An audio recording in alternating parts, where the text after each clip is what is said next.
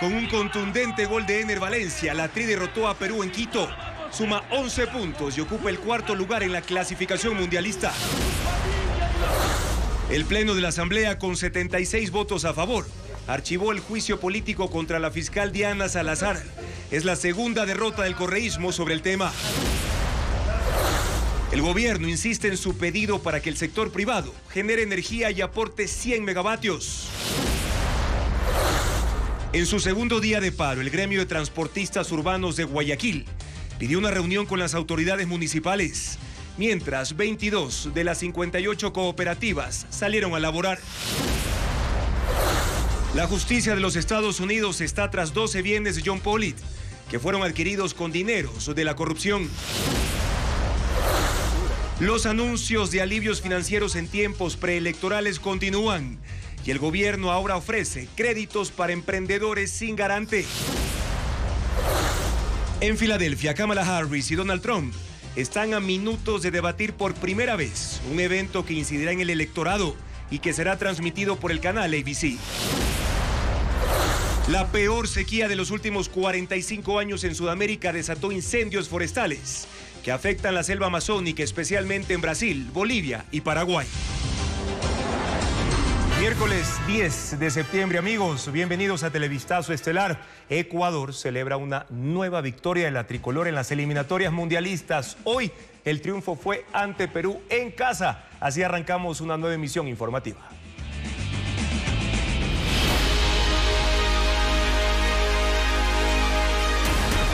Eliminatorias. El sueño redondo.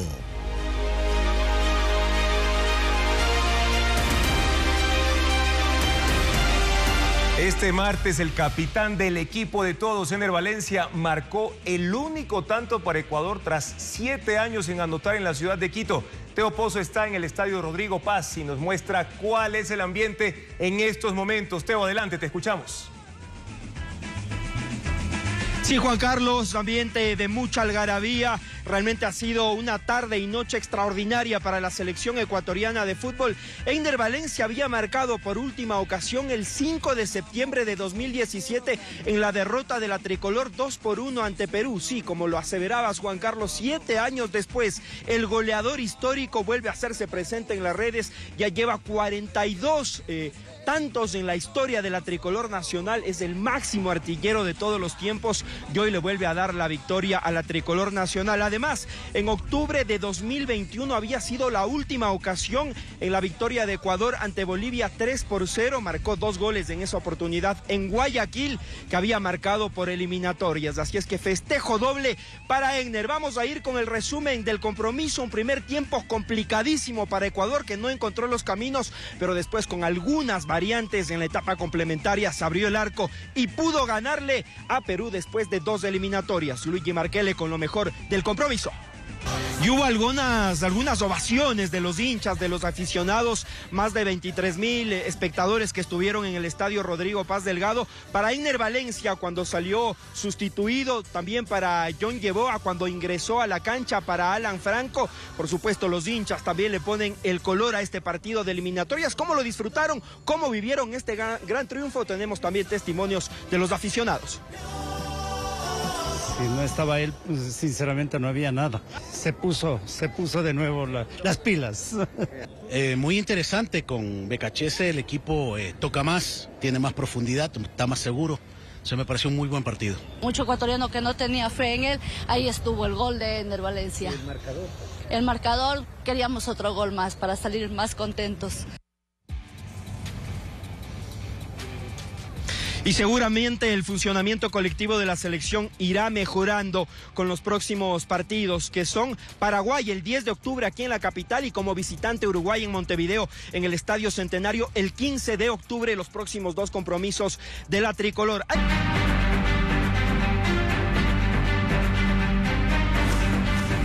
Fiscal, el juicio se hizo humo. El Pleno de la Asamblea Nacional confirmó el archivo de los juicios políticos a la fiscal Diana Salazar. Según el proponente, la Comisión de Fiscalización no cumplió con el plazo para conocer los procesos contra la funcionaria, pues la sesión de ayer superó la medianoche. Patricio Díaz informa que la fiscal también se pronunció sobre esa decisión. Los juicios políticos contra la fiscal Diana Salazar quedaron definitivamente archivados. El Pleno de la Asamblea decidió que las resoluciones tomadas la noche de lunes en la Comisión de Fiscalización estaban fuera de plazo y por lo tanto los procesos contra la fiscal no podían seguir. Otto Vera, del Partido Social Cristiano, incluyó el tema mediante un cambio en el orden del día. Las decisiones que fueron tomadas por la Comisión de Fiscalización fueron extemporáneas, porque fueron tomadas cuando feneció el plazo de los 5 días que vencían justamente el día 9 de septiembre a las 12 de la noche. Y las decisiones fueron tomadas luego. El correísmo rechazó la intención del archivo, defendió los juicios contra la fiscal y en la misma tónica de la comisión utilizó epítetos contra los demás legisladores. Ridículos, temblaban, sudaban, ineptos, no sabían ni qué hacer. Asesorados por otro poco de ineptos que los hacían caer en errores y horrores. Del otro lado, le recordaron al correísmo que pretendían incluir en los juicios políticos a los involucrados en los casos Metástasis, Plaga y Purga. En 8 días querían salir y borrar todo. Gente que no puede venir porque está fuera del país. Gente que no quiere ir a las comparecencias en la fiscalía o en los juzgados. A la Comisión de Fiscalización si quieren venir.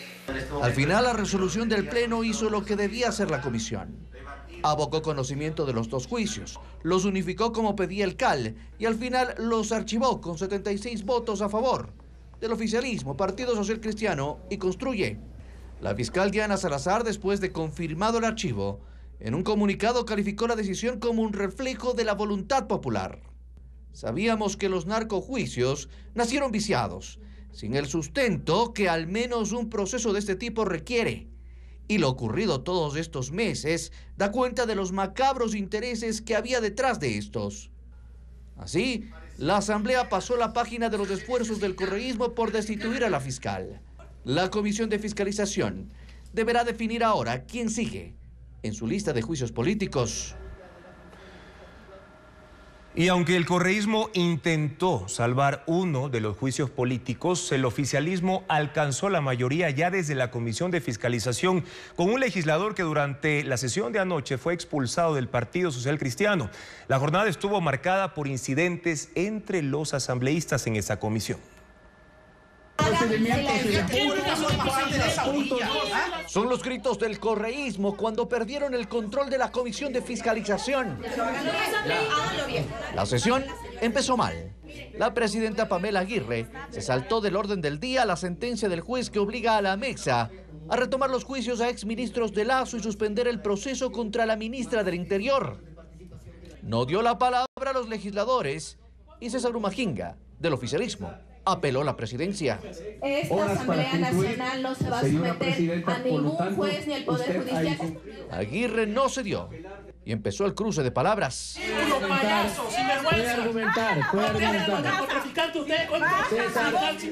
La tensión subió al punto que tanto ella como el vicepresidente empezaron a dirigir sesiones paralelas en la misma mesa.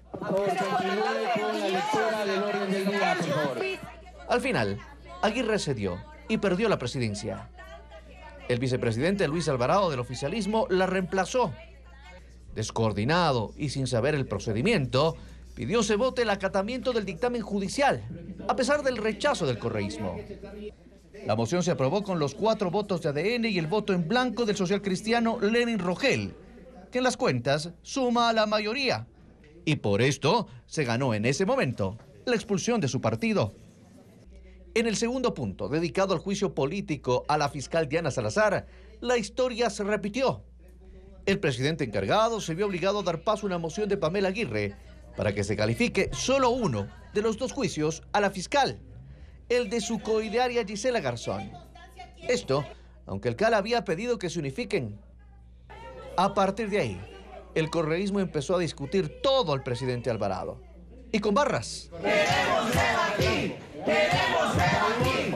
¡Queremos debatir! Él no dejó que empiece el debate y fue directo a la votación.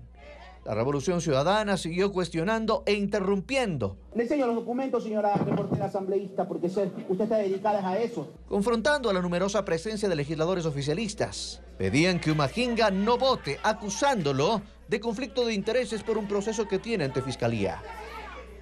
La moción de Aguirre no fue aprobada y el correísmo pidió que se cierre la sesión. Argumentó que eso implicaba que el juicio contra la fiscal no se calificó. Y con eso quedaba vigente el otro proceso de su compañero, Héctor Valladares, que podía activarse después de algunos juicios. El oficialismo y su nuevo aliado, Lenin Rogel, presentaron entonces otra moción para unificar los dos juicios contra la fiscal. A pesar de gritos e ironías del correísmo, la comisión aprobó la unificación. La Revolución Ciudadana se retiró de la mesa. La sesión siguió, pero solo con los 5 legisladores de mayoría. Humaginga hizo la última moción para calificar los juicios que fueron unificados. Los 5 asambleístas votaron en contra y con eso se archivaron todos los procesos políticos contra la fiscal Salazar. Estados Unidos se prepara para el segundo debate presidencial del año, pero el primero desde que Kamala Harris asumió la candidatura por el Partido Demócrata. El encuentro iniciará en pocos minutos en Filadelfia, cuando Harris supera con una estrecha ventaja al republicano Donald Trump, según sondeos. Todo está listo en el Constitution Center de Filadelfia para el encuentro organizado por la cadena ABC News, que pondrá cara a cara a Donald Trump y Kamala Harris por primera vez en un debate presidencial. Se produce 75 días después de que el cuestionado desempeño del presidente Joe Biden en el debate desencadenara un terremoto político que finalmente lo obligó a abandonar la carrera. El evento de hoy iniciará a las 8 de la noche, durará 90 minutos y no tendrá público. Los candidatos deberán permanecer de pie detrás de sus atriles, no podrán tener notas escritas ni tampoco accesorios electrónicos como audífonos, pero pueden portar una pluma, un bloc de notas y una botella de agua. Los moderadores podrán apagar el micrófono una vez terminado el tiempo asignado para hablar a cada uno y así evitar interrupciones. No se han enviado preguntas por adelantado para que los candidatos se preparen, pero el electorado espera que se hable de economía, del derecho al aborto y las guerras de Ucrania y Gaza. Se prevé que Trump critique la administración de Joe Biden y Kamala Harris como su vicepresidenta en temas de inflación y el masivo ingreso de migrantes ilegales en el país. Harris, por su parte, podría señalar las causas judiciales en contra de Trump y desmontar cada una de sus afirmaciones falsas. En el debate, Harris buscará ampliar la corta ventaja de 3 puntos que tiene sobre Trump, según las encuestas más recientes. Él intentará recuperar la intención de voto y mostrarse como la mejor opción en la carrera por la Casa Blanca.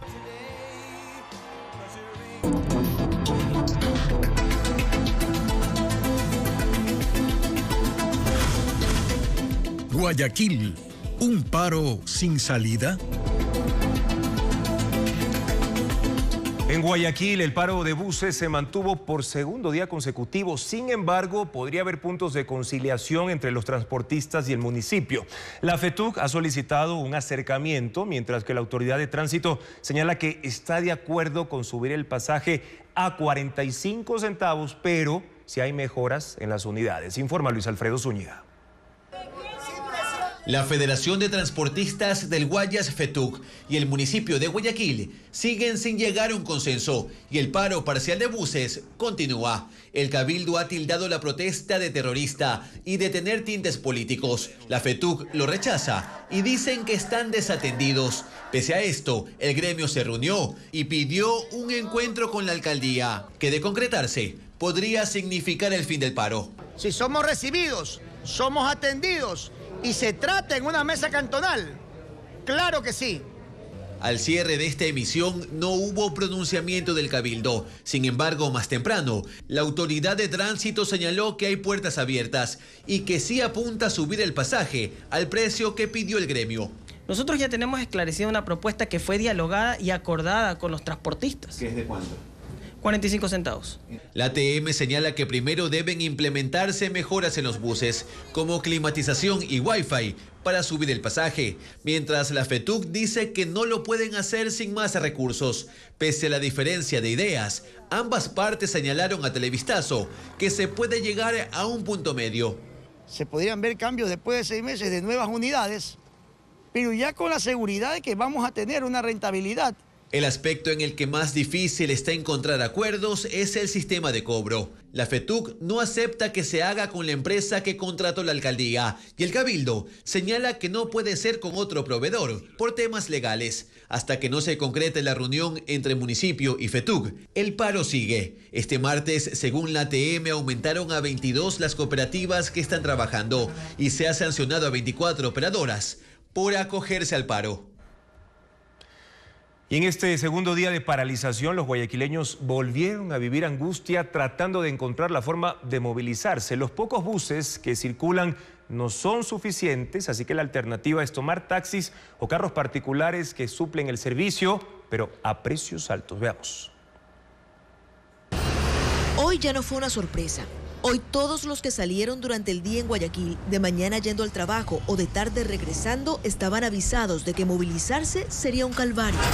Pero saberlo no lo hizo menos difícil. No tenemos carro, no hay movilización. No. Bueno, movilización sí hay, solo que informal, incómoda y cara. Al centro. Betty, por ejemplo, comenzó la jornada preocupada por dos cosas. La primera es obvia, cómo llegar al trabajo. Y la segunda, lo que le está costando este paro. $2 diarios. Y yo siempre ando con lo justo, 30 y 30, 60. Yo hasta hoy día voy gastando 2 y hoy día a la avenida otro $1 más y otro $1 de ida son $4. Ella se angustia, pero otros aprovechan la oportunidad. Ya en este segundo día, el transporte informal estuvo más organizado. Las furgonetas ya tuvieron pegado en el parabrisas la ruta que recorrían. Las camionetas también salieron a competir con los taxis. Los buses que no plegaron al paro dejaron de ser solo sentados. Y los vigilantes dieron facilidades a todo aquel que quisiera servir de transporte público. Tal vez por eso, aunque hay paro de transporte, el tráfico estuvo imposible en Guayaquil, sobre todo en las horas pico. En la mañana, cuando la gente se fue al trabajo, y en la tarde, a la hora de volver. Tuve que salir más temprano para llegar a mi casa, porque más de noche ya no hay buses ya. Van 2 días y contando. Guayaquil cierra su jornada esperando acuerdos que le permitan retomar su ritmo y su producción habitual. Mientras John Pollid es procesado en los Estados Unidos por cargos relacionados al lavado de activos, la justicia está detrás de los bienes con los que busca satisfacer la sentencia del ex contralor ecuatoriano que será emitida el 27 de este mes. Fabiola Santana con los detalles. El gobierno de Estados Unidos está tras John Pollid por ser el segundo pez gordo en el caso de lavado de activos, también por ser el principal cómplice de su padre, Carlos Pollid, y el personaje clave para recuperar los bienes comprados con los sobornos de Odebrecht, Seguros Sucre y un empresario. La Fiscalía pidió al Tribunal de Justicia que ordene el comiso de 12 bienes en ese país y se emitan boletas para localizar los activos confiscables para cumplir la sentencia que se emita el 27 de septiembre, pues algunos ya no están en poder de los Pollid. Según la investigación en Estados Unidos, John Pollid llevaba un registro de las coimas. Para la Fiscalía, él utilizó el producto de los sobornos para comprar bienes raíces y otros activos en el Distrito Sur de Florida y en otros lugares para el beneficio de Pollid y su familia. El gobierno de Estados Unidos estima que el monto de lavado fue de $16 millones, de lo que se conoció en el juicio y está en documentos. Los Pollid utilizaron sobornos para remodelar una lujosa residencia en Coral Gables que fue vendida en 2017 en $4.1 millones. Allí también compraron un edificio en $2.6 millones, legalizando el dinero en ese país. Ahora la justicia estadounidense procesa a John Pollid por los mismos cargos que su padre y sigue tras sus bienes. El coordinador del despacho de Wilman Terán en el Consejo de la Judicatura contó a la Fiscalía las irregularidades que presenció en el concurso de jueces de la Corte Nacional. Dijo que la jueza de Santo Domingo, Anabel Torres, supuesta pareja sentimental de Terán, fue una de las postulantes que recibió favores en varias pruebas. Informa Jacqueline Rodas. En el caso Pantalla, abierto por tráfico de influencias en el concurso de jueces de la Corte Nacional, rindió versión José Marcillo, coordinador del despacho de Wilman Terán, mientras fue presidente del Consejo de la Judicatura. Marcillo contó detalles de las irregularidades que presenció el día de la prueba teórica. Vio a funcionarios llenando el cuestionario en la oficina del director general David Guzmán. Al ingresar me di cuenta que se encontraban respondiendo el banco de preguntas para el concurso de jueces nacionales. Escuchaba llamadas del presidente Wilman Terán, quien lo presionaba con malos tratos a David Guzmán para que se realice rápidamente, por lo cual cada vez que terminaban un cuestionario guardaban en una flash y David Guzmán corría al piso 14. Según Marcillo, una de las concursantes favorecidas fue Anabel Torres. En el caso Metástasis, el sentenciado Alex Palacios informó que Torres, jueza de Santo Domingo, era pareja sentimental de Wilman Terán y que la prueba de confianza se repitió porque ella no pasó. También le hicieron la prueba teórica, de acuerdo a la versión de José Marcillo. El doctor Santiago Cifuentes me dijo que a la doctora Anabel Torres la coloque alejada de los demás postulantes. Observé que ella no estaba realizando nada en su computador. Únicamente movía el mouse y atrás de ella se encontraba el doctor Santiago Cifuentes realizando el examen. Cifuentes ahora está preso junto con Milton Herrera, ambos asesores de Terán. Marcillo también dijo que había interés en terminar el concurso de la Corte Nacional lo más pronto posible, pero hubo retrasos del propio Wilman Terán, quien demoró la conformación de tribunales. Subí a la presidencia. Estaba la coordinadora Johanna Pullas. Le solicité que responda el memorándum. Me dijo que no tenía respuesta del doctor Wilman Terán, ya que se encontraba 2 días borracho y no razonaba correctamente. En diciembre de 2023, cuando se dio el operativo del caso Metástasis y Terán fue detenido junto con otros 30 implicados, Marcillo recibió una llamada antes de la audiencia de formulación de cargos. Me contactó la doctora Anabel Torres. Me preguntó si estaba en la Corte Nacional. Le comenté que sí. Me dijo que tenía que llevar $20,000 para pagar la defensa del doctor Wilman Terán, que enviaría a su hijo. Llegó un señor alto, moreno, llevaba una maleta y me preguntó si estaban requisando las maletas. José Marcillo entregó un dispositivo con información y documentos que está en manos de la Fiscalía, mientras Anabel Torres renunció al concurso de jueces de la Corte Nacional que sigue en curso. Hoy iniciaron las clases en aulas hospitalarias de la Sierra y Amazonía. Desde el año 2021, este programa ha beneficiado a 26,000 estudiantes a escala nacional. Son niños y adolescentes que deben continuar sus estudios, pero en casas de salud. Carla Delgado recogió los testimonios. Mi nombre es Isaac López, tengo 11 años y he venido al hospital de Solca desde hace 4 años. Muy bien. Antes no podía hacer nada porque a mí me diagnosticaron con leucemia. Pero ahorita con ayuda de todos los doctores ya me he sentido mejor, ya puedo correr. La diferencia es que aquí se esfuerzan por hacer que el alumno le coja, digamos así, que le coja amor a aprender. Y me he sentido muy bien porque ya mi soledad se ha aliviado bastante. El programa de aulas hospitalarias nace en el 2016 con 5 establecimientos de salud a nivel nacional. Sin embargo, a partir del año 2016 se empieza a fortalecer. Me voy a concentrar en los puntos. ¿Qué es lo que busca este programa o servicio? Es la continuidad del proceso educativo de los estudiantes que están en una situación de enfermedad, hospitalización, tratamiento. Aproximadamente desde el 2021 se han beneficiado como 26,000 niños y adolescentes.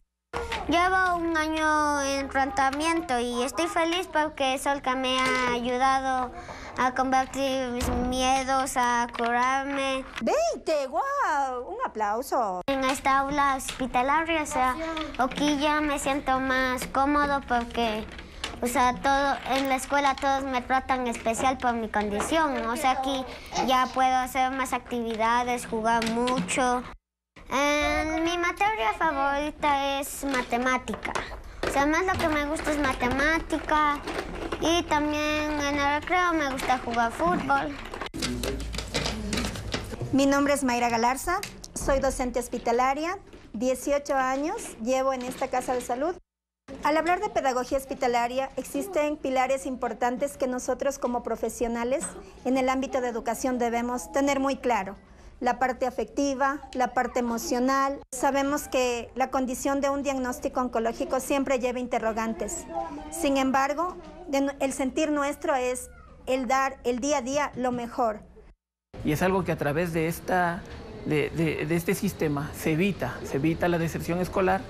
Además, ayuda a que el paciente entre en un estado de normalidad aparente, ¿no?, dentro de su larga estancia hospitalaria, y esto ayuda a que se adhiera mejor al tratamiento. A separar solo las piezas de color celeste.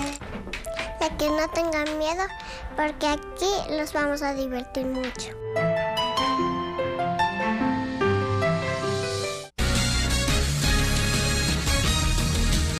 El gobierno ofrece incentivos para las empresas privadas que compartan su autogeneración eléctrica. En un reglamento constan ya las condiciones para que puedan conectarse al sistema nacional, pero ¿cómo se ejecutaría este mecanismo? Diego Puente con la respuesta. El gobierno mira al sector privado para paliar la crisis energética provocada por el estiaje. Por eso emitió una regulación para que fábricas, industrias, centros comerciales y empresas que cuenten con grandes generadores compartan su energía cuando se decrete emergencia en el sector. El Ministerio de Energía tiene una base de datos de generadores privados. No todos podrán conectarse al sistema nacional porque los equipos son viejos o no cumplen los requisitos. Entre las condiciones que deben cumplir los privados están que sus equipos funcionen entre 5 y 15 horas consecutivas, que generen 100 kilovatios cada hora y tengan instalaciones para almacenar diésel, con el que funcionan las generadoras para más de un día. El gobierno calcula que con esta medida recibirá hasta 200 megavatios. Los generadores privados interesados deben certificarse en las empresas eléctricas regionales. La energía que consuma el establecimiento que comparta la red nacional será registrada en medidores y habrá compensaciones. Y lo que se realizará es un neteo, ¿no? Una comparación entre cuánto generó versus cuánto consumió, y se hará el cruce de cuentas correspondiente. En el sector empresarial hay dudas sobre la aplicación de la regulación y manejan cifras de generación más bajas, ya que estos equipos los usan para casos de emergencia y no de forma continua. Hay algunas máquinas que pueden pasar prendidas, sí, 12, 18 horas, pero otras solo unas 4 o 6. Entonces esto es muy importante ir viendo, ¿no es cierto?, en estos números hasta cuánto podemos llegar, y por eso nuestra estimación está entre 80 y 100 megavatios. Durante un conversatorio, el ministerio también presentó cifras de los proyectos que están en marcha y que darán energía adicional para paliar la crisis eléctrica. En la primera etapa, hasta fin de año, está contemplado generar 341 megavatios. El cual tenemos ya conectado y en pruebas lo que conocen que son 100 megavatios de la barcaza. Primera semana de noviembre deben de entrar ya en funcionamiento 50 megavatios en Quevedo, última semana de noviembre 100 megavatios Salitral, última semana de diciembre 91 megavatios Quevedo. Una medida similar para que la producción privada comparta energía se buscó implementar en 2023, pero el ministerio indicó que no hubo acogida. Daniel Noboa busca inversión de Canadá en materia energética. En sus últimos días de gira internacional se reunió con empresarios a quienes presentó proyectos de cooperación en generación de energías eléctrica y renovables también. Además, se reunió con inversionistas mineros, como lo informa Luisa María Heredia.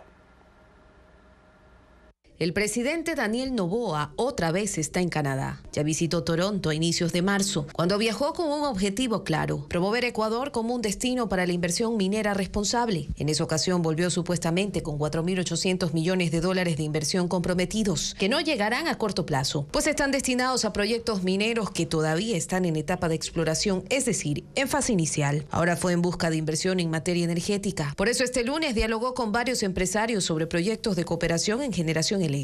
Quiere sumar respaldos para hacerle frente a la crisis y evitar nuevos apagones. En ese marco tuvo encuentros de alto nivel con algunos representantes del Banco de Montreal, que ofrecieron ayudarlo a conectar con otras oportunidades de atraer inversiones para ese campo. Pero aún no hay algo concreto y claro. Este martes, en cambio, el tema central volvió a ser la minería. En el transcurso de la jornada, Noboa se reunió con representantes de 3 firmas que mostraron su interés de invertir en el país. Entre ellas, Barrick Gold Corporation, que es la mayor compañía transnacional de minería de oro a cielo abierto del mundo, con la que se prevé el desarrollo de un proyecto minero y de infraestructura. Al presidente lo acompañan en la gira que inició el 5 de septiembre los ministros de Economía Juan Carlos Vega y de Energía y Minas Antonio Goncalves. El viaje culmina este miércoles 11 de septiembre.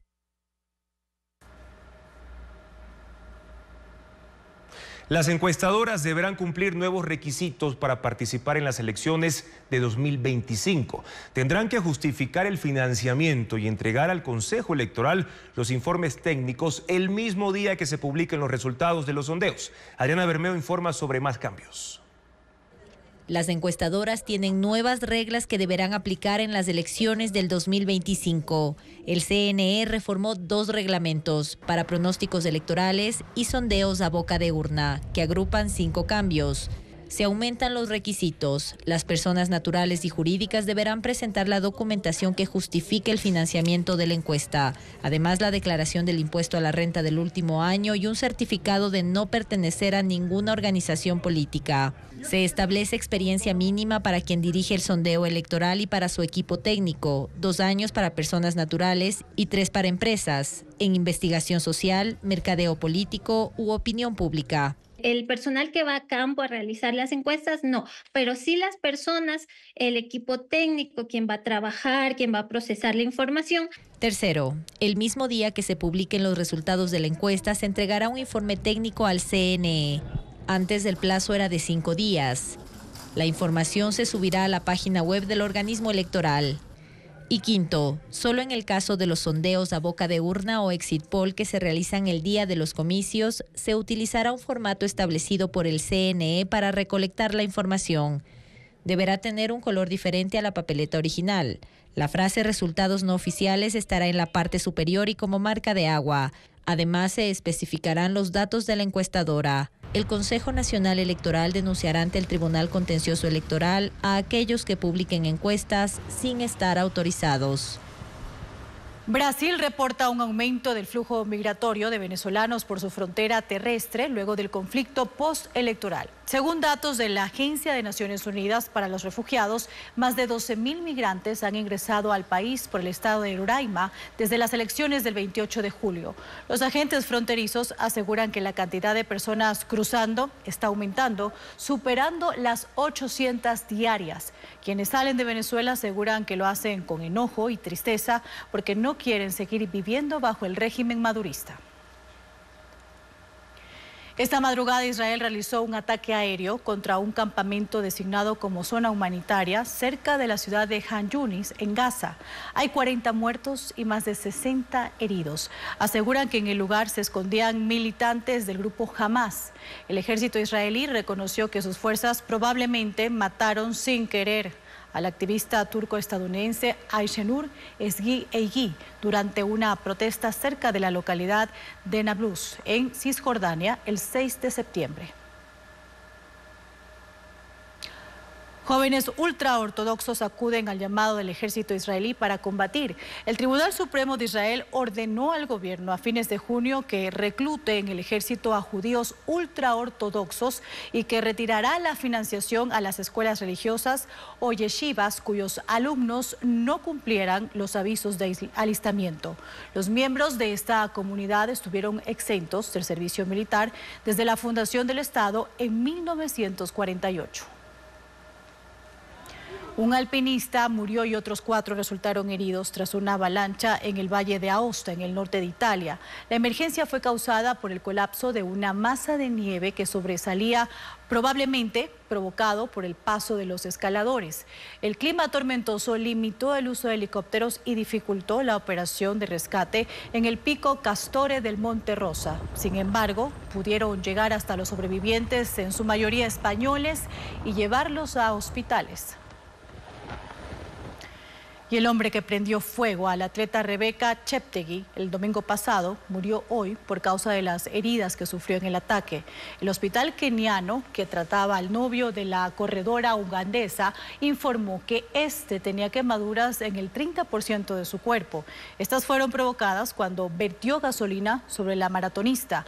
Ambos tenían una disputa por la propiedad donde ella vivía con su hermana y sus hijas.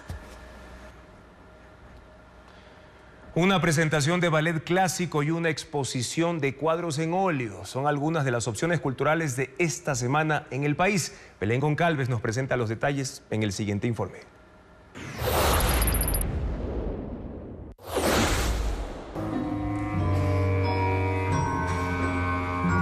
El lago de los cisnes. la obra maestra del romanticismo musical, será puesto en escena por el Ballet Clásico de San Petersburgo en el Teatro San Gabriel de Quito, este jueves a las 8 de la noche. La obra, que se divide en 4 tiempos y dura 2 horas, cuenta con la actuación especial de Alexander Volkov, primer bailarín del Ballet de Moscú. Te agobias de ser lo mismo, del pintor Harrison Deller, y con curaduría de Maureen Gubia. Es una colección de cuadros en óleo que, según el autor, destaca la abstracción gestual y el caos para descubrir belleza y orden. La exposición está disponible en el Country Club en San Borondón durante toda la semana, sin costo.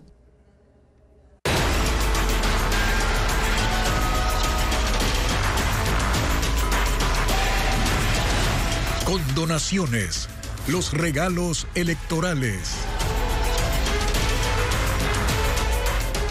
El gobierno será el garante de 21 emprendedores que podrán ser beneficiarios de créditos de la Corporación Financiera Nacional. Es la tercera medida de alivio financiero que se presenta en tiempos preelectorales. El anuncio lo hizo María José Pinto, la compañera de fórmula de Daniel Noboa para los comicios del próximo año.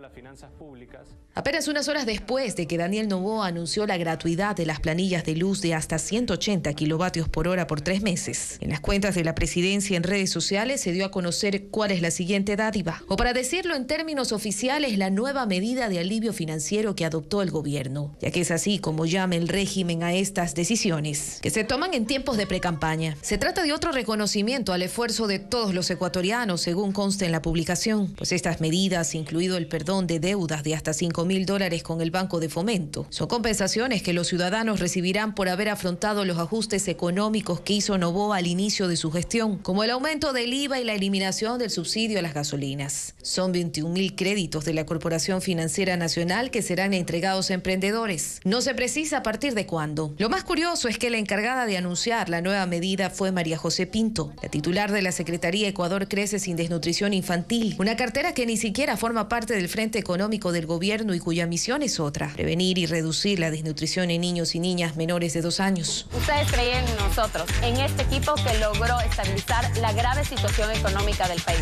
Ahora nosotros creemos en ustedes. Asumimos la responsabilidad y seremos sus garantes desde la CFN.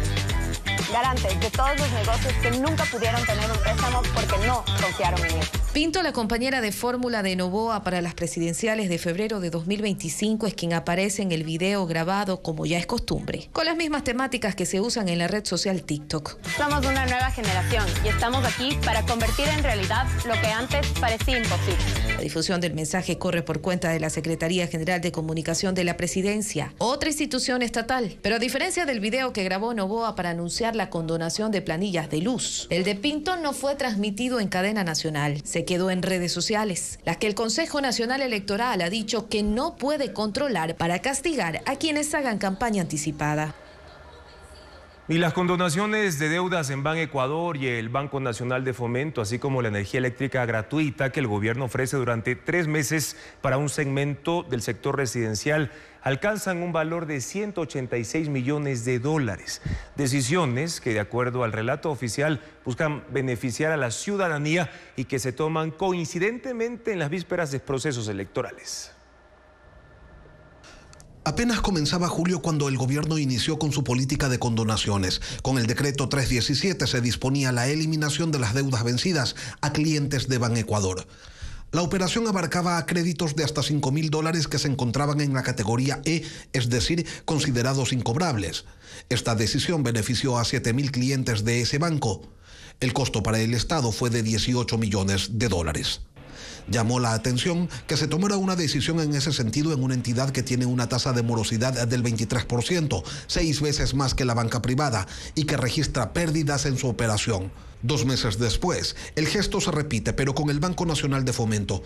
En el decreto 383, el presidente Daniel Noboa dispone que se condonen los créditos coactivos con calificación E. Una vez más, el beneficio alcanza a las operaciones de hasta $5.000. La decisión del gobierno implica que se eliminen 22.125 créditos a un costo de $134.7 millones. En el Banco de Fomento esto de las condonaciones no es una novedad. De hecho, en los últimos 40 años hubo más de una docena de operaciones similares que terminaron quebrando a la entidad, hoy en liquidación. La tercera dádiva del régimen, que casualmente coincidirá con el tiempo de la campaña electoral y de la elección misma, es la gratuidad del consumo de energía eléctrica para quienes no superen los 180 kilovatios hora en los meses de diciembre, enero y febrero. Según cálculos del gobierno, 3.5 millones de ecuatorianos se beneficiarán de esta decisión en un país que registra 5 millones de clientes residenciales. Según el régimen, el impacto de esta medida será de 34 millones de dólares. Para tener una referencia, ese valor se aproxima a la facturación residencial de un año de la provincia de Los Ríos. Según el estudio anual y multianual del sector eléctrico en el 2023, en todo el país, al área residencial se le facturaron 771 millones de dólares. Ese mismo estudio señala que Cenel Guayaquil, Cenel Guayas y Los Ríos, Cenel Manabí y la empresa eléctrica de Galápagos tienen consumos promedios por encima de los 180 kilovatios hora. El resto de distribuidoras del país registra un consumo residencial promedio por debajo de ese valor. Todo esto ante las presidenciales de 2025 como si fuera un ejercicio de repetición, puesto que ya se redujo el 50% del pago de las planillas eléctricas a las puertas de la consulta popular de abril pasado.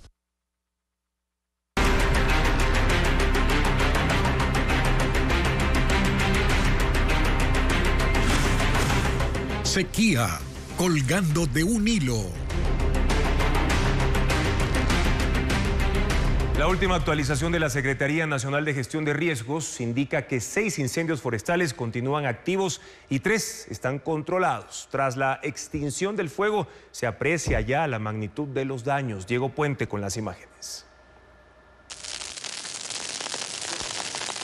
Los bomberos continúan atendiendo emergencias por incendios forestales en el país. Las altas temperaturas, la vegetación seca y los fuertes vientos contribuyen a propagar las llamas. Según la Secretaría Nacional de Gestión de Riesgos, hay 6 incendios activos. El más reciente está en Urcuquí, en Imbabura. El segundo avanza en el Chaupi, en Pichincha. Hay 2 incendios que queman vegetación en Sicchos, en Cotopaxi, y 2 incendios en Azuay, uno en Nero y otro en Moyaturo. Otros 3 incendios están controlados, pero todavía los bomberos identifican puntos de calor. Estos están en Espejo, en Carchi, y Solanda y Pifo, en Quito. Por las extremas condiciones de calor que se extenderán durante la semana, aparecen nuevos incendios. Esta mañana en Guayaquil, los bomberos atendieron una emergencia en la entrada en Sociovivienda. Tras sofocar las llamas, se evidencia la magnitud de los daños. En Alausí, el incendio consumió 600 hectáreas de pajonal, eucalipto y plantas nativas como la chilca.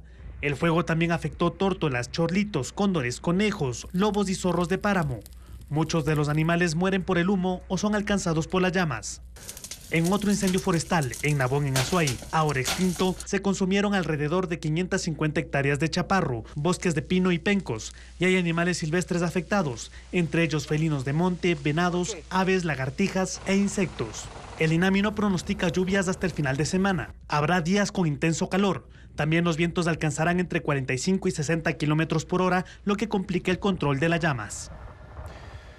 Y precisamente 140 veterinarios, voluntarios y brigadistas trabajan en la búsqueda de recuperación de animales tras los incendios forestales. En el país hay 893 animales afectados y más de 6.000 están muertos o perdidos. Valeria Navarro amplía estas cifras. En medio de una de las montañas devastada por el incendio forestal en Quilanga, veterinarios rescataron a un burro cubierto de ceniza. Milagrito es uno de los pocos sobrevivientes. 13 días después de la propagación del fuego, veterinarios y voluntarios lo hidrataron con sueros y limpiaron su piel. Las altas temperaturas dificultaron su recuperación. Fue trasladado a la Universidad de Loja, donde recibe cuidados. Su cara está cubierta de cremas para cicatrizar y le ponen gotas en los ojos. Se ha intentado estar rescatando más animales que poco a poco la gente los va encontrando, nos solicita la ayuda necesaria, puesto que la mayoría pues tiene la costumbre de soltar animales a campo, entonces andan por ahí aún desaparecidos. 140 veterinarios, voluntarios y brigadistas trabajan en la búsqueda y recuperación de animales afectados por los incendios forestales en el país. Caminan por zonas de difícil acceso para brindar atención. Colocan pomadas a los chanchos heridos, hidratan con sueros a las vacas y les inyectan vitaminas. En Quilanga hay 893 animales afectados y 6.093 muertos o perdidos. Donaciones de los mismos voluntarios médicos que estamos con nuestros propios recursos, hemos conseguido concentrados balanceados. En Pifo, en el sector La Cocha, 45 familias recibieron 100 pacas y 4 fardos de 450 kilos de heno. Los incendios forestales quemaron 400 hectáreas, dejando sin alimento al ganado. Las vacas son las más afectadas porque estaban amarradas a árboles cuando ocurrió el incendio. Algunas tienen quemaduras en sus vientres o fracturas en sus patas. 40 perros y gatos en Quito fueron atendidos por la Unidad de Bienestar Animal. La mayoría fueron rescatados de Nayón y tenían problemas respiratorios por la inhalación de humo. Al huir del fuego, las mascotas se lastimaron las patas por el calor. En la unidad de Calderón quedan 2 mascotas que no han sido reclamadas por sus dueños.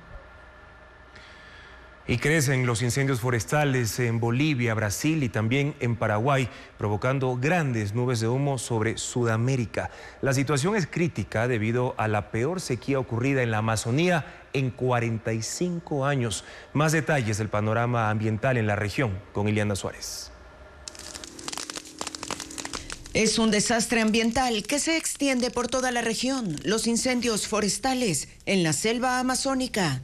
Según cifras del Instituto de Investigación de Brasil, basándose en datos satelitales, el número de focos de fuego en lo que va del año supera los 53.600, cuando en 2023 fue de 29.800 en el mismo periodo.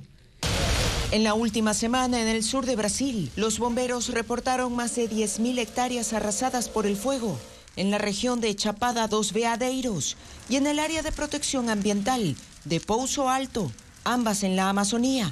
En varias ciudades, las autoridades sanitarias reportan un fuerte aumento de personas que sufren de problemas respiratorios. En Bolivia, el gobierno declaró emergencia nacional por los incendios forestales en los departamentos de Santa Cruz, Beni y Pando, donde el fuego ya consumió más de 3.300.000 hectáreas de bosques. Esto también ha afectado a los animales de granja y a la producción agrícola, por lo que el gobierno boliviano ordenó clases virtuales y la suspensión de los despegues en el aeropuerto de Santa Cruz. El Cuerpo de Bomberos Voluntarios de Paraguay trabaja en un incendio que afecta una vasta zona de la región del Chaco en el oeste del país. Amenaza con extenderse a una reserva natural en el departamento de Alto Paraguay. Las llamas se propagan debido a una sequía histórica en todo el continente, que los expertos relacionan con el cambio climático. Sin embargo, la policía investiga ante la sospecha de que algunos incendios fueron provocados. El gobierno emitió 7 disposiciones obligatorias para el ahorro de electricidad en instituciones públicas. Las medidas se aplicarán hasta marzo del próximo año, pero al momento el cumplimiento es parcial, como lo informa Adriana Bermeo. El plan de ahorro de energía del gobierno se cumple parcialmente en las instituciones públicas. Este martes el equipo de Televistazo hizo un recorrido por 6 y en la mitad las luces estaban encendidas. La tarde del lunes el Ministerio de Energía publicó 7 medidas de cumplimiento obligatorio para garantizar el uso eficiente de electricidad. Entre ellas, mantener apagadas las luminarias de oficinas, salones y pasillos que tengan luz natural. Los funcionarios públicos explicaron que el comunicado llegó al final de la jornada y que están adaptándose a los cambios. Otras entidades sí aplican este lineamiento, como el Ministerio de Educación en Quito y la Gobernación de Azuay en Cuenca, donde incluso la Galería de los Próceres está totalmente apagada. Esta no es la única disposición del gobierno. También pidió que se limite el uso del ascensor a grupos prioritarios o para pisos del 6º en adelante y que se enciendan los equipos de climatización cuando sea estrictamente necesario y a 24 grados. Todo esto con el objetivo de ahorrar hasta el 30% de consumo de electricidad en el sector público, que actualmente es de 67 gigavatios por hora según el Ministerio de Energía, que explicó a Ecoavisa que está previsto que estas disposiciones se apliquen hasta marzo del próximo año, cuando termine la época de sequía.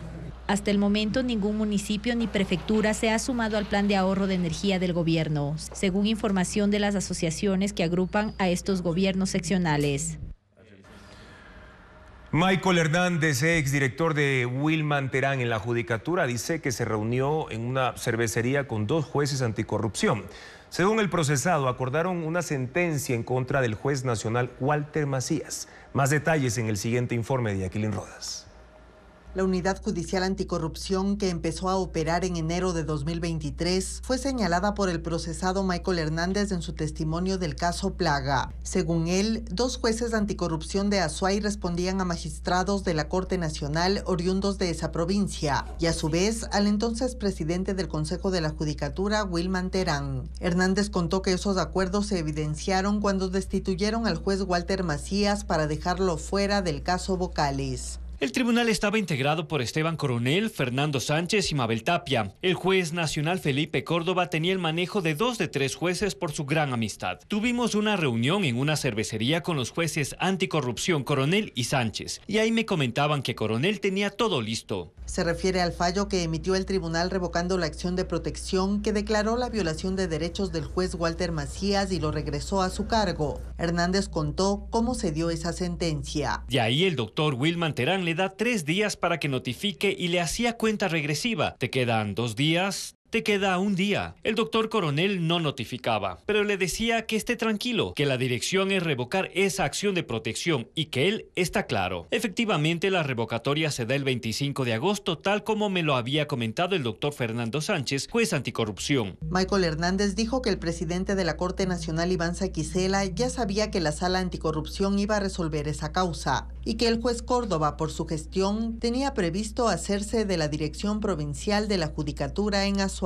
Contactamos a los jueces anticorrupción mencionados por Hernández. De forma conjunta se pronunciaron en una sola frase: compareceremos a la Fiscalía General del Estado a rendir nuestra versión de los hechos. Luego del testimonio rendido por el procesado, la Fiscalía informó que abrió investigaciones para corroborar la información entregada. En Huigra, provincia de Chimborazo, los estudiantes aún no han empezado clases. La unidad educativa del Milenio, que centralizó la educación en la zona desde el año 2018, fue cerrada por riesgos geológicos.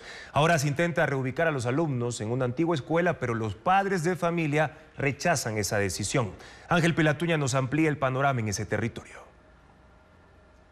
Aunque las clases del régimen Sierra arrancaron hace más de 2 semanas, en Huigra, al sur de Alausí, los estudiantes aún no han comenzado su año escolar. La unidad educativa del Milenio Eloy Alfaro, el único centro educativo de esta parroquia, permanece cerrada. El establecimiento fue inaugurado en 2018 con una inversión de $3.2 millones, pero 5 años más tarde, en abril del 2023, se inhabilitó. La Secretaría de Gestión de Riesgos determinó que está en un área de peligro por movimiento de masas. Y mientras la nueva infraestructura, que cuenta con 10 bloques de estudio, 4 laboratorios y canchas de uso múltiple, permanece inutilizada, el Ministerio de Educación desempolvó las aulas de una antigua escuela básica para reubicar a los 200 alumnos de Huigra. Sin embargo, el espacio es insuficiente. Con solo 6 salones, los estudiantes han sido divididos en 2 jornadas, una medida que ha generado el rechazo de los padres de familia. El problema es, como vio usted, el golpe de 2:30 del día.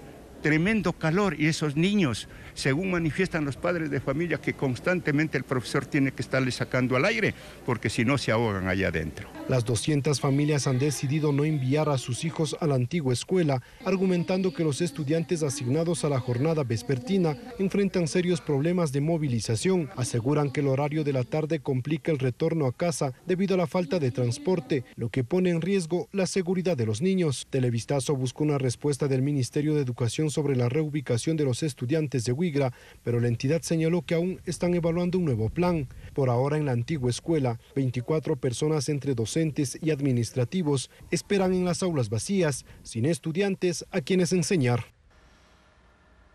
Hace pocos minutos inició el primer debate entre Donald Trump y Kamala Harris de cara a las elecciones presidenciales de noviembre en Estados Unidos.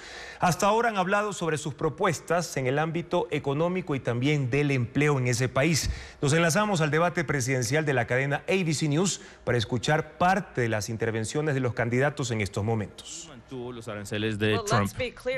Seamos claros que la administración Trump resultó en un déficit comercial, uno de los más altos que hemos visto en la historia de los Estados Unidos. Invitó a las guerras comerciales y queremos hablar de su trato su tema con China, lo que terminó bajo la presidencia de Donald Trump. Él terminó vendiendo chips americanos a China para ayudarles a ellos a mejorar y modernizar a sus fuerzas militares. Básicamente nos vendió. Cuando una política sobre China debe tratarse de asegurarse de que los Estados Unidos de América gane la competencia para el siglo XXI, lo que significa enfocarnos en los detalles de lo que eso requiere, enfocarnos en las relaciones con nuestros aliados, enfocarnos en invertir en la tecnología americana para que nosotros ganemos la carrera sobre la inteligencia artificial y la computación cuántica, apoyar la fuerza laboral de América para que no terminemos teniendo el peor resultado en términos de los derechos de los trabajadores. Pero lo que hizo Donald Trump, hablemoslo, con COVID, es que en realidad él ayudó al presidente Xi por lo que hizo durante COVID. Miren su trino. Gracias, presidente Xi. Exclamación, cuando sabemos que Xi era responsable por no darnos transparencia sobre los orígenes de COVID. Presidente Trump, primero que todo, esos chips los compraron de Taiwán. Nosotros ya no fabricamos chips por las filosofías como las de ellos y políticas como las de ellos. Yo no digo ella porque ella no tiene política.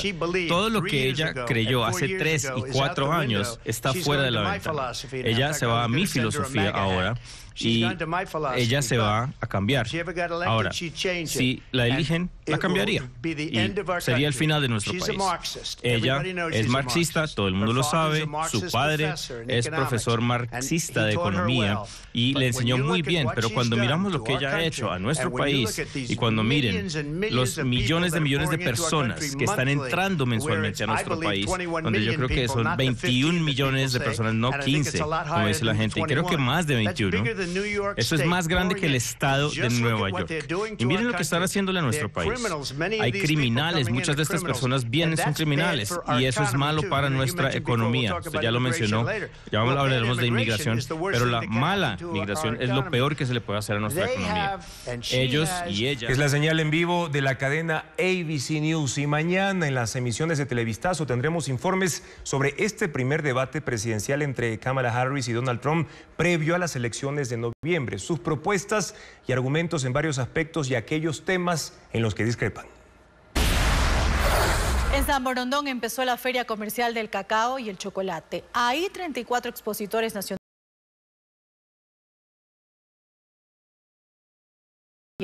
pueda ingresar a ese país. Diego Cuenca explica que el plazo vence a finales de este año. El cacao ecuatoriano tiene plazo hasta finales de diciembre para que su producción sea considerada libre de para seguir exportando a los 27 países de ese continente. El gremio de exportadores estima que el 60% de los productores ya cumplió con el proceso y quienes aún no lo hacen son los pequeños agricultores que no tienen la tecnología para hacer una geolocalización que demuestre que sembraron en tierras que no fueron deforestadas. Para los más pequeños van a controlar en junio del 2025. Entonces, todavía hay un espacio y un lapso de tiempo en el que vas a poder ir cumpliendo estos temas, que es demostrar todo este proceso de que estás actuando correctamente con el tema ambiental, con el temas laborales y demás, y la legalidad es cumplir con las leyes laborales del país. Los avances fueron socializados este martes en Chocao, la Feria del Cacao y el Chocolate, que se realiza en la Universidad de Espíritu Santo de San Borondón. Ahí representantes de empresas colombianas compartieron su experiencia amigable con el medio ambiente para asesorar a los ecuatorianos. Según la regulación de la Unión Europea, todas las fincas que tengan de 4 hectáreas hacia abajo deben tener un punto dejé un punto GPS con latitud y longitud para ubicar dónde está esa finca, ¿cierto? Estas son las fincas menores de 4 hectáreas y las fincas mayores de 4 hectáreas deben contar con un polígono. En 2023, Ecuador exportó 2.137.000 toneladas de productos agrícolas a la Unión Europea. Entre los principales rubros está el cacao en grano, con 105 toneladas, según el gremio de exportadores. La feria Achocao culminará este jueves con la presencia de 100 stands y 34 expositores nacionales y extranjeros que participan en seminarios sobre el mercado del cacao y el chocolate. El artista ecuatoriano Luis Alberto Chenche, que actualmente reside en París, vuelve al Ecuador con su obra Subversión, estructura más allá de lo visible. Se trata de una colección de dibujos realizados a gran escala sobre papel y fragmentos recuperados de edificaciones en ruinas. María Belén Goncalves con los detalles. Resignificar las ruinas y las estructuras de las ciudades como vestigios del pasado y de la construcción social para entender el presente ha impulsado al artista Luis Alberto Chenche a realizar a pulso estos dibujos topográficos a gran escala sobre papel y fragmentos de edificaciones abandonadas. No nos enfocamos solo en las estructuras físicas que las podemos ver aquí en la muestra, sino también en las estructuras por extensión sociales, ¿no? Y que también vienen a ser políticas, ¿no? Lo que conlleva una estructura que también es una fragilidad. 8 años le tomó al artista realizar esta colección, a la que tituló Subversión, estructura más allá de lo visible, cuando se mudó a Francia, luego de ganar el Premio de París, que consiste en una residencia artística en la Cité Internacional de Arte. Me interesa encontrar en estas metáforas de la ruina el paso del tiempo y cómo entender nuestro presente. Hago una búsqueda mucho más profunda de estos elementos que en ambas ciudades también encuentro con sus respectivas diferencias. Subversión estará disponible en el MAC todo este mes, desde las 9 de la mañana hasta las 5 de la tarde, y la entrada es libre. Finalizamos esta emisión informativa. Gracias por su confianza de siempre, amigos. Mañana en contacto directo estarán Estefanía Luzuriaga, investigadora de Ciencias Políticas de la Universidad Casa Grande, para analizar el debate presidencial entre Kamala Harris y Donald Trump. Además, Manuel Salvatierra, gerente general de la ATM, para hablar de la salida factible al paro parcial de transporte en Guayaquil, que este miércoles entrará en su tercer día. Sigan las noticias, amigos, a toda hora en ecuavisa.com. Siempre información actualizada y verificada con el sello de Televistazo. Buenas noches.